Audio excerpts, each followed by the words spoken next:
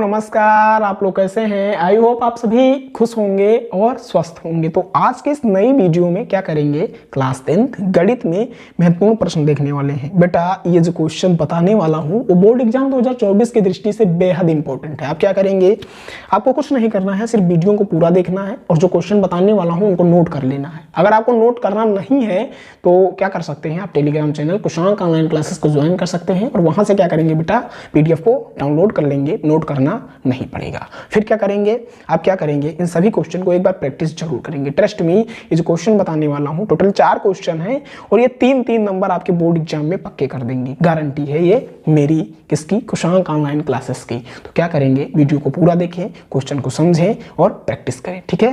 तो ये board exam 2024 की दृष्टि से बहुत ही बेहद ही इंपॉर्टेंट क्वेश्चन है। तो पहला क्वेश्चन है, दिखाइए कि √3 √2 एक अपरिमेय संख्या है। ये क्वेश्चन अब की बार पक्का आएगा, या फिर क्या आ सकता है, या फिर √5 आ सकता है, या फिर √3 आ सकता है, या फिर 3√2 आ सकता है, या फिर 1/2 आ सकता है। इन चारों में 1 2 3 4 इन चारों में कोई ना कोई सिद्ध करने को आ सकता है कि एक अपरिमेय संख्या है। आप क्या करेंगे, आप इन चारों पर प्रैक्टिस कर लेंगे। इससे पहले की वीडियो में हमने √5 पर बताया है, इस वीडियो में 3√2 पर बताऊंगा और नेक्स्ट वीडियो में √3 पर और उसके नेक्स्ट वीडियो में 1/√2 पर बताऊंगा। इसलिए आप क्या करेंगे, चैनल को सब्सक्राइब कर लेंगे, बेल आइकन को प्रेस कर देंगे तथा क्या करेंगे, ऑल नोटिफिकेशन पे क्लिक करके क्या करेंगे, ऑन कर देंगे और आने वाली हर वीडियो को देखेंगे तथा अपनी गणित की तैयारी जो है वो बेहतर करेंगे। तो हम इसका हल देखेंगे, बहुत ही आसान तरीके से लिखा हूं, ट्रस्ट मी, अगर आप वीडियो को पूरा देखते हैं तो समझ जाएंगे। पहला क्या है, दिखाइए 3√2 एक अपरिमेय संख्या है। हमने क्या किया, हल करेंगे और मान लेंगे, क्योंकि गणित जो है वो मानने के बेस पर ही लगाई जाती है। तो हम मान लेंगे कि जो 3√2 है वो एक परिमेय संख्या है, ठीक है। तब हम क्या करेंगे, इसे ए बी के रूप में लिख सकते हैं। क्यों, क्योंकि परिमेय को हम p/q या a/b के रूप में लिख सकते हैं। तो जहां a और b सह अभाज्य संख्याएं हैं, आप जानते हैं a और b सह अभाज्य संख्याएं हैं और b बराबर नॉट 0 होता है। फिर क्या होगा, इसलिए 3√2 बराबर a/b हो जाएगा और जहां पे √2 बराबर a/3b हो जाएगा, क्योंकि हम 3 को यहाँ पे ट्रांसफर कर देंगे, ये यहाँ पे गुणा के रूप में है और नीचे जाएगा भाग के रूप में हो जाएगा। चूंकि जहां 3 a और b पूर्णांक हैं, आप जानते हैं जो a और b हैं और 3 है वो एक पूर्णांक है, तो इसलिए a/3b एक परिमेय संख्या है, ठीक है। इसलिए क्योंकि 3a और b जो है वो पूर्णांक हैं, तो हम मान लेंगे कि जो a/3b है वो एक परिमेय संख्या है। इसलिए √2 भी एक परिमेय संख्या होगी, परंतु हमने क्या किया, इस तथ्य का विरोधाभास है कि √2 एक परिमेय संख्या होगी। क्यों, क्योंकि इस प्रकार हमारी परिकल्पना गलत हो जाएगी। अतः क्या होगा, अतः जो 3√2 है वो एक क्या है, अपरिमेय संख्या है। आगे हम देखेंगे। आगे दूसरा क्वेश्चन है, k का मान ज्ञात कीजिए। k का मान ज्ञात करना है, जिसके लिए समीकरण 2x + k y = 1 और 3x - 5y = 7 का एक अद्वितीय हल है। बहुत ही आसान है, इसको मैं अभी तुम्हें समझाए दे रहा हूं, तो आप क्या करेंगे, लास्ट तक बने रहेंगे।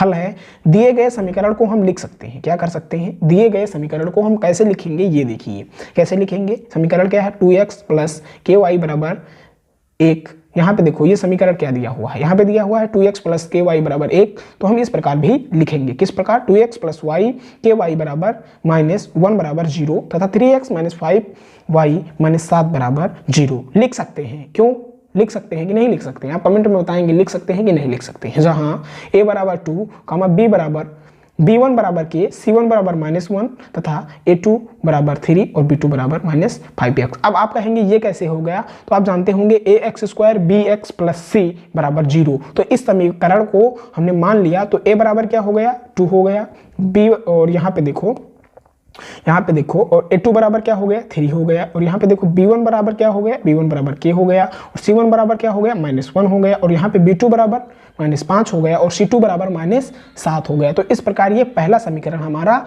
बन गया। अब क्या करेंगे, एक रैखिक युग्म का अद्वितीय हल होगा यदि a1/a2 बराबर नहीं है b1/b2 की, तो 2/3 बराबर नहीं है k/-5 के, तो k बराबर नहीं है -10/3 के, ठीक है।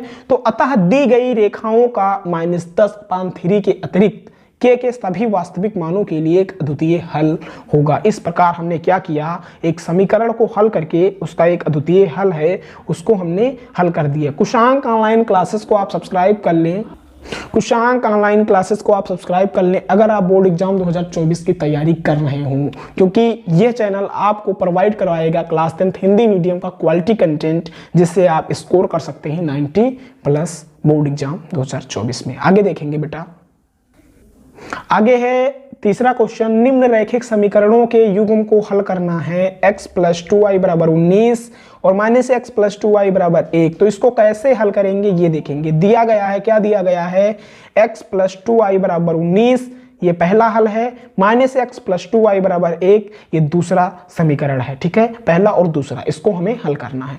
हम क्या करेंगे, समीकरण फर्स्ट से, समीकरण फर्स्ट क्या है, x + 2y = 19, इसको क्या करेंगे, x का मान ज्ञात करेंगे। तो समीकरण फर्स्ट से x बराबर क्या हो जाएगा, 19 - 2y, हम 2y को इधर ट्रांसफर कर देंगे, इधर प्लस में इधर जाएगा माइनस में हो जाएगा। इस प्रकार ये तीसरा समीकरण बन जाएगा।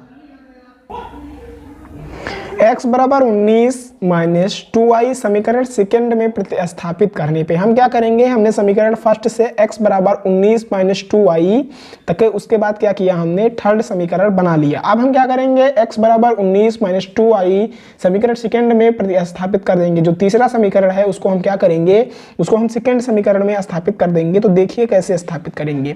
हमने x का मान रखा तो यहाँ पे -x है बेटा, है कि नहीं है समीकरण सेकंड में। तो -19 - 2y + 2y बराबर क्या बना देगा, 1 बना देगा। कैसे, हमने 2y का मान यहाँ पे 2y लिख दिया, x का मान हमने रखा 19 - 2y रखा, उसके बाद हमने 1 है तो 1 लिख दिया। ठीक है, फिर क्या किया, इसको हल किया तो -19 हो गया, यहाँ पे प्लस 2y हो गया, ये जो 2y है वो 2y हो गया, प्लस 2y हो गया। ठीक है, इस ये यहाँ पे गुणा में है, ये माइनस में है, तो हमने इसको क्या कर दिया, हल कर दिया और 2y लिख दिया, बराबर 1 लिख दिया। तो 4y हो गया, यहाँ पे नहीं हो गया, 4y = 20 हो गया। क्यों, क्योंकि यहाँ पे माइनस में है और इधर जाएगा प्लस में हो जाएगा, तो 19 × 1 = 20 हो जाएगा। फिर y का मान ज्ञात करने के लिए हमने क्या किया, y बराबर, यहाँ 4 गुणे में है, यहाँ जाएगा भागे में हो जाएगा, तो 4 = 20/4 कर दिया। ठीक है, तो y = 5 हो गया, 4 × 1 = 4, 4 × 1 = 4 और 5 × 2 = 20, तो 5/1 यानी 5 हुआ। फिर y बराबर समीकरण y = 5 समीकरण थर्ड में रखने पर, तो x = 19 माइनस, और y का हमने मान रख दिया क्योंकि 2y था यहाँ पे, तो -2 × 5 = कितना हो गया बेटा, x = 19 - 10 = 9, अतः x = 9 और y = 5। तो इस तरीके से हमने क्या किया, इस समीकरण को, रैखिक समीकरण के युग्म को हल कर दिया। ठीक है बेटा, और ये बोर्ड एग्जाम 2024 की दृष्टि से बहुत ही इंपॉर्टेंट क्वेश्चन था। अगला क्वेश्चन देखेंगे, अगला क्वेश्चन 4 नंबर है, यदि द्विघात समीकरण px² - 2 √5x + 15 = 0 के दो मूल समान है तो p का मान ज्ञात कीजिए। बहुत ही इंपॉर्टेंट क्वेश्चन है, इसको हल कैसे करेंगे ये दिखाता हूं। दी गई समीकरण हल करेंगे, px² - 2 √5x + 15 = 0। तो ये जो है, ये समीकरण की तुलना हम करेंगे किससे, ax² + bx + c = 0 से तुलना करेंगे। जब तुलना करेंगे तो a का मान हमें ज्ञात होगा, p ज्ञात हुआ, b का मान हमें ज्ञात हुआ -2 √5, c का मान ज्ञात हुआ 15, मूल समान है। तो b² - 4ac मूल ज्ञात करने के लिए हम इस सूत्र का प्रयोग करेंगे। तो b² 2 - 2 √5 का स्क्वायर -4, और ये p और c 15, क्योंकि a का मान p है और c का मान 15 है, बराबर 0 हो गया। फिर हम इसको हल करेंगे, 2 दूनी 4। ठीक है, और जब यहाँ पे रूट स्क्वायर में है तो रूट हट जाएगा तो 5 हो जाएगा, तो 5 चौको 20 हो जाएगा, और माइनस माइनस प्लस हो जाएगा। इस प्रकार 15 चौको 60 -60p हो जाएगा और बराबर 0। फिर क्या हो गया, 60p बराबर यहाँ पे 20 हो जाएगा। तो p = 20/60 = 1/3, अतः p का जो मान है वो 1/3 है, यही आंसर होगा। अगर आप बोर्ड एग्जाम 2024 की तैयारी कर रहे हैं तो कुशांक ऑनलाइन क्लासेस को सब्सक्राइब करना ना भूलें, क्योंकि यहाँ पे क्लास 10th हिंदी मीडियम का क्वालिटी कंटेंट प्रोवाइड किया जाता है, जिसमें से गारंटी है कि बोर्ड एग्जाम में कोई ना कोई क्वेश्चन बनेगा। तो क्या करें, आप चैनल को सब्सक्राइब कर लें, बेल आइकन को प्रेस कर दें तथा अपने दोस्तों के साथ भी शेयर करें, क्योंकि वो भी बोर्ड एग्जाम की तैयारी कर रहे होंगे और वो भी अपनी तैयारी अच्छे ढंग से कर सकें। तो फिर मिलते हैं अगले वीडियो में। और अगर आपको किसी भी टॉपिक, किसी भी चैप्टर या किसी भी सब्जेक्ट में कोई प्रॉब्लम है, किसी भी प्रकार का क्वेश्चन है, कमेंट करना ना भूलें। उस पर वीडियो लाने की कोशिश की जाएगी और आपके कमेंट का जवाब भी दिया जाएगा। तो फिर मिलते हैं अगले वीडियो में, तब तक के लिए धन्यवाद। जय हिंद।